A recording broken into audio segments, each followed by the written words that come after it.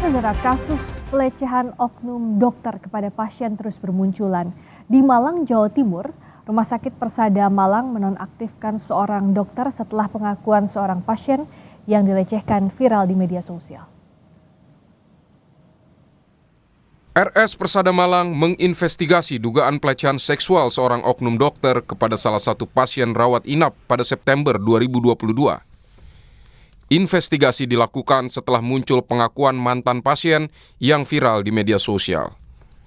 Hasil investigasi menemukan fakta, oknum dokter tersebut menyalahi prosedur karena saat itu melakukan pemeriksaan tanpa didampingi perawat. RS Persada Malang memutuskan menonaktifkan oknum dokter tersebut. Kami sudah melakukan penelusuran. Jadi yang pertama itu benar telah ada pasien atas nama yang bersangkutan ya sesuai pengadu itu betul, pasien itu pernah mendapatkan pelayanan di Rumah Sakit Persada kan gitu, kurang lebih tahun 2022, bulan September tahun 2022. Yang bersangkutan melakukan pemeriksaan itu tidak didampingi oleh para medis atau teman-teman keperawatan seperti biasanya.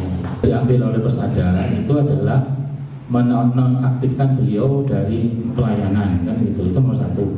Nomor dua, seluruh kewenangan itu kemudian diambil alih kembali oleh rumah sakit. Deretan kasus dugaan pelecehan seksual dokter tengah jadi sorotan. Sebelumnya, Konsil Kesehatan Indonesia menonaktifkan sementara surat tanda registrasi atau STR dokter kandungan yang diduga melecehkan pasien di sebuah klinik di Garut, Jawa Barat. MDP sudah melakukan investigasi ke lapangan karena harus ditangani oleh Majelis Disiplin Profesi. Kemarin malam mereka sudah melaporkan, ternyata hasil investigasinya ada tindak pidana yang dilakukan ya, sehingga kemudian disampaikan ke pihak berwajib untuk ditindaklanjuti dan juga sudah disampaikan ke kami, ke Konsil, sehingga untuk melakukan perlindungan kepada masyarakat, maka STR yang bersangkutan, dokter yang bersangkutan sudah kami nonaktifkan untuk sementara sampai menunggu dari dari penegak hukum. Nantinya akan kita lanjutkan ke tahap selanjutnya, tentu ini kami masih menunggu. Pelaku pelecehan telah ditetapkan sebagai tersangka. Dokter lain yang juga terjerat pidana adalah dokter PPDS Universitas Padjadjaran Pri Guna Adinugrah Aditama yang memperkosa keluarga pasien dengan modus memberikan bius. Kementerian Kesehatan menyebut bakal lebih tegas. Selain pidana, sanksi yang terberat adalah bakal mencabut surat tanda registrasi, sehingga dokter yang terlibat tindakan asusila tak bisa lagi membuka praktek seumur hidup. Kalau ada kegiatan-kegiatan yang bersifat asusila, maka nanti ini akan ditindaklanjuti tidak hanya dari aspek etikanya, tapi akan ditindaklanjuti dari aspek hukum dan aspek legalitas aturan-aturannya. Misalnya beberapa waktu yang lalu ada juga kegiatan yang berkaitan dengan kegiatan asusila. Itu sudah kita cabut STR-nya, surat tanda registrasinya oleh Kemenkes. Kalau dicabut tanda registrasinya, maka dia tidak akan bisa praktek seumur hidup. Ruang pemeriksaan harusnya menjadi tempat yang aman bagi pasien. Tindakan tegas dan pembinaan lebih intens kepada para calon dokter harus dilakukan agar tak terulang kasus dokter yang memanipulasi kepercayaan pasien untuk bertindak cabul. Tim Liputan Kompas TV. Kita akan membahas lebih dalam terkait kasus dugaan kekerasan seksual oleh dokter bersama dengan kriminolog Hanifah Hasna. Selamat malam Mbak Hanifah. Selamat malam Mbak Friska. Mbak Hanifah, ini yang sangat membuat prihatin karena dari satu kejadian, dari satu peristiwa ternyata terbuka lagi peristiwa kriminal lainnya. Ini seperti fenomena gunung es. Apa yang sebenarnya terjadi kalau dari kacamata Anda Mbak Hanifah? Ya baik, sebetulnya ini bukan saya senang dengan kondisi yang kacau ini ya, tapi sebetulnya ketika ada kejahatan yang terbuka, terus kejahatan-kejahatan lain yang terbuka lagi, itu sebetulnya peluang bagi kita semua, pemerintah, kementerian, dan masyarakat juga menjadi lebih berhati-hati dalam hal ini. Ini sebetulnya untuk memulihkan kembali. Nah, apalagi ketika tadi disampaikan di berita sebelumnya ini sudah dicabut kewenangannya dan dicabut surat prakteknya.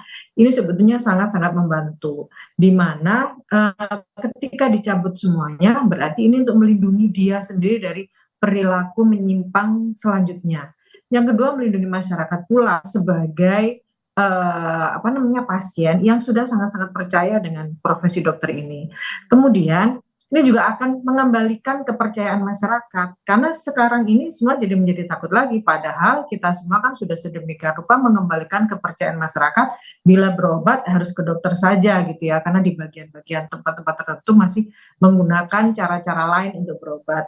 Yang terakhir adalah untuk menegakkan etika profesi.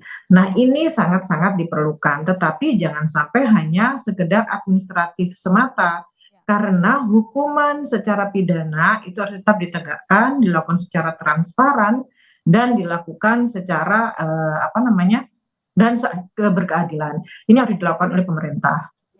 Pidananya harus diterapkan juga tegas berkeadilan. Tapi tadi bicara soal pencabutan surat tanda registrasi, STR-nya, saya tanyakan ke Dr. Ariyanti Anaya, Ketua Konsil Kesehatan Indonesia. Selamat malam, selamat bergabung juga Dr. Ariyanti. Selamat malam. Selamat malam dengan Friska di sini dan ada juga Mbak Hanifah. Saya ke Bu Dokter. Jadi kalau bicara soal arti pencabutan STR bagi tersangka, artinya kan status praktiknya dicabut. Kalau untuk kasus hukum, terlibat kasus hukum dicabut sementara, tapi jika terbukti ini bisa dicabut izin praktiknya seumur hidup, begitu ya Bu Dokter?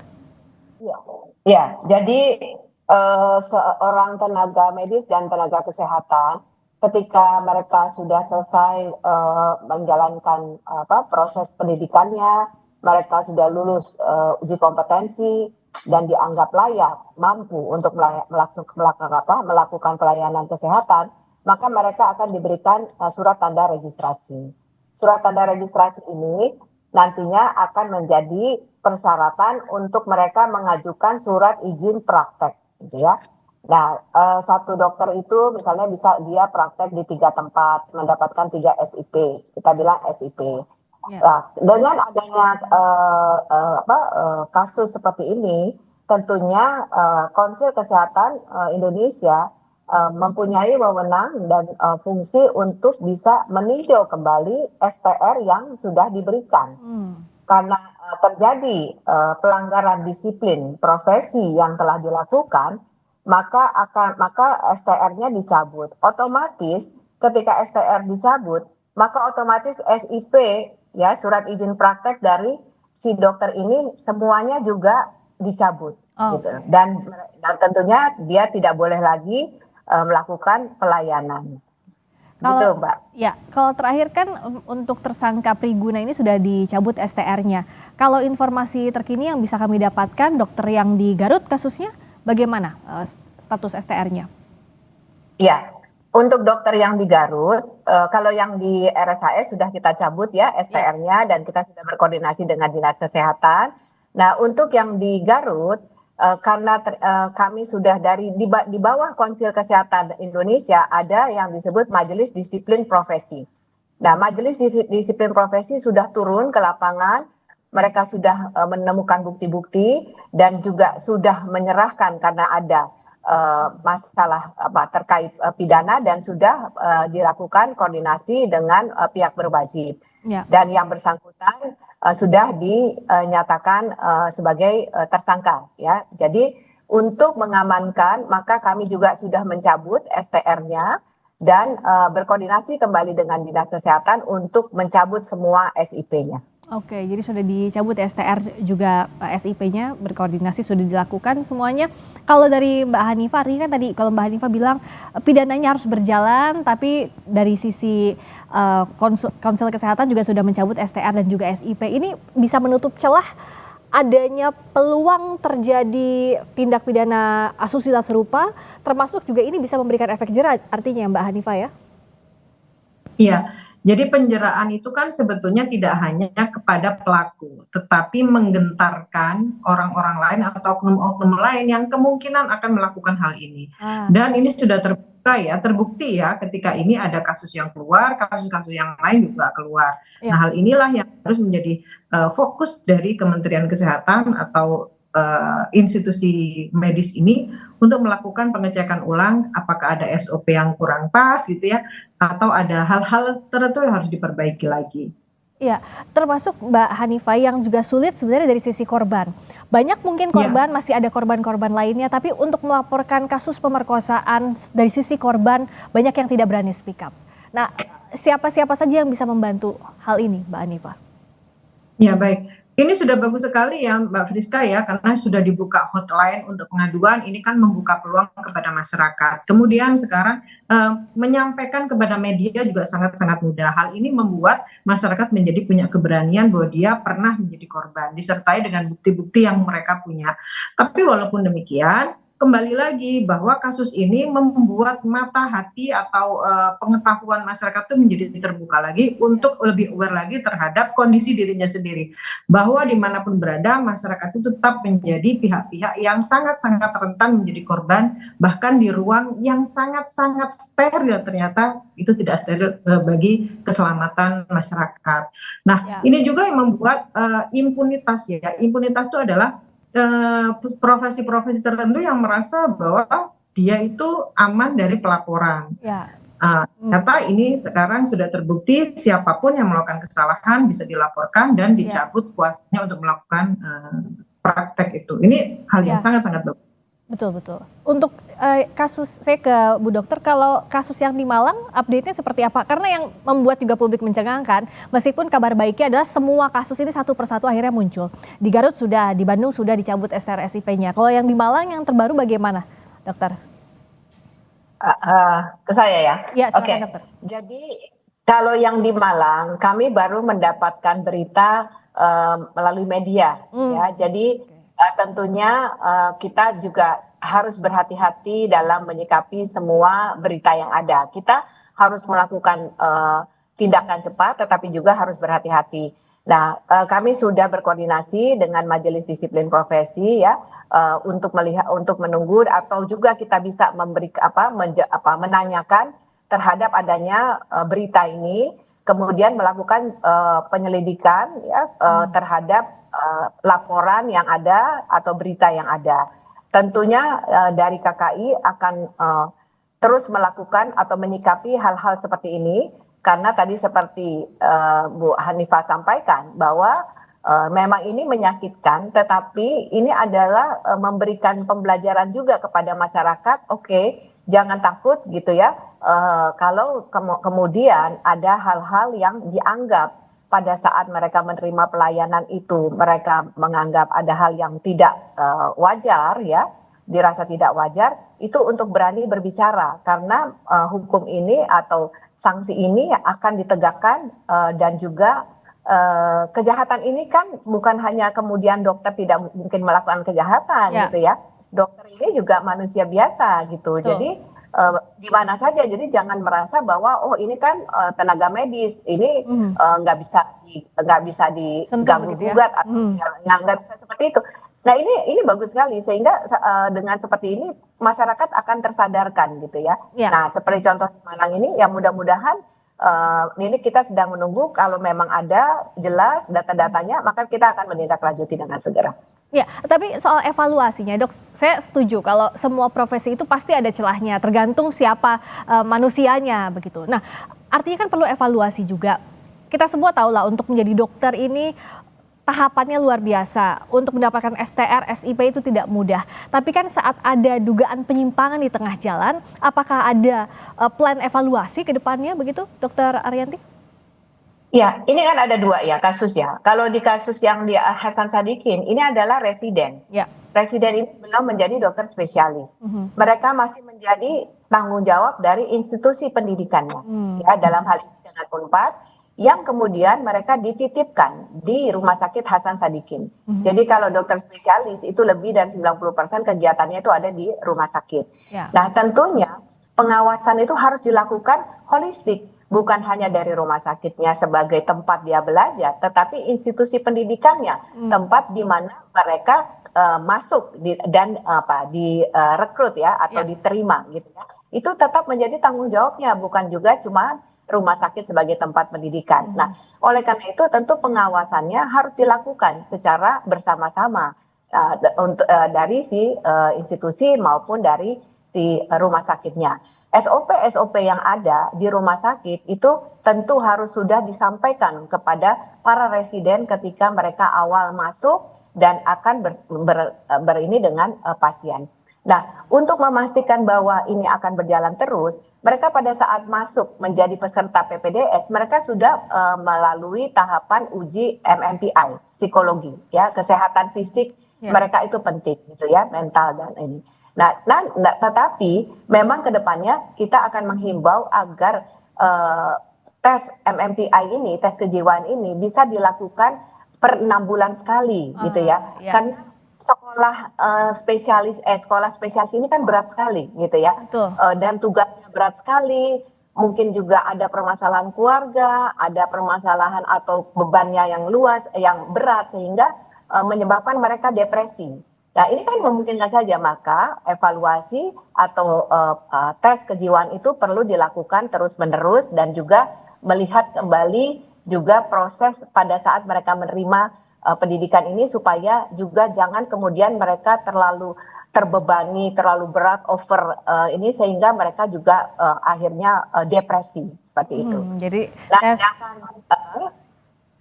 tes MMPI, kita bilang tes MMPI itu tes untuk psikotesnya lah, seperti itu ya. Nah, sedangkan untuk dokter yang di Garut gitu ya, setiap dokter itu 5 tahun sekali SIP-nya itu akan diperpanjang. Nah, pada saat diperpanjang, maka kita akan meminta dari Dinas Kesehatan itu akan meminta rekomendasi dari fasilitas pelayanan di mana mereka bekerja.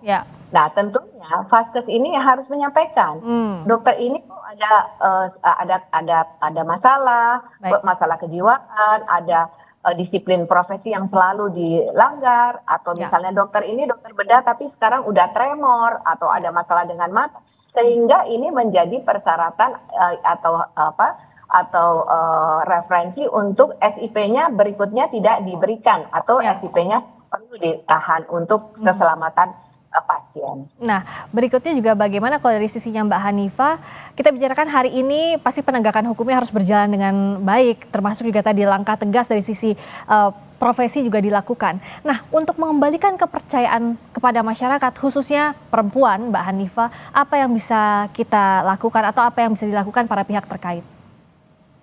Ya, baik. Ini yang dilakukan oleh institusi medis ini sudah sangat-sangat tepat ya Mbak Friska ya. Tetapi sekarang yang harus diketahui masyarakat adalah transparansinya seperti apa.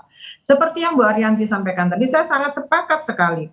Banyak sekali masyarakat yang bertanya, kok bisa sih dokter yang pintar gitu, apakah tidak dites secara psikologi gitu ya. Bahkan di dunia kriminal pun mereka itu ada yang memang sudah punya trauma sebelumnya, ada yang dia merasa ada kesempatan. Lalu mereka melakukan pembelajaran bagaimana cara melakukan kejahatan. Nah, ketika ada kesempatan, mereka sudah pintar, karena secara kognitif dia bagus, dia tahu bagaimana mencari celah untuk melakukan kejahatan. Ini yang berbahaya karena bisa menimbulkan karir kriminal, yaitu kejahatan berulang akibat pembelajaran yang sudah mereka lakukan. Jadi untuk masyarakat sendiri sekarang adalah berhati-hati dan dibutuhkan transparansi dari tim medis dan penegak hukum setelah melakukan penangkapan dan pemecatan mungkin ya, atau penghentian surat-surat tadi itu kepada masyarakat sehingga masyarakat kembali percaya kepada dunia medis. Lalu sebetulnya ketika hukuman ini ditegakkan, sebetulnya yang paling dilindungi itu justru dari tim medis itu pula, misalnya pemasangan CCTV. Kenapa perlu dipasang CCTV di dalam? Mungkin kalau diperbolehkan tanpa menyorot bagian tubuh pasien gitu ya. Sebetulnya ya sebetulnya dilindungi di dokter itu juga gitu loh. Ketika ada pasien yang mungkin lebay itu bahasa anak sekarang, mereka tahu atau punya bukti-bukti bahwa mereka hanya melakukan sesuai prosedur. Nah, prosedur-prosedur inilah yang masyarakat belum tahu. Sebetulnya ketika periksa itu harus seperti apa? Apakah harus selalu ada suster atau perawat atau bagaimana gitu ya? Itu yang disampaikan. Hukumannya sekarang harus transparan dan tegas, di sisi lain juga mengembalikan kepercayaan masyarakat harus dilakukan oleh berbagai pihak secara bersama-sama. Terima kasih Dr. Ariyanti Anaya, Ketua Konsil Kesehatan Indonesia. Terima kasih Mbak Hanifah Hasna, kriminolog, telah bergabung di Sapa Indonesia Malam. Selamat malam.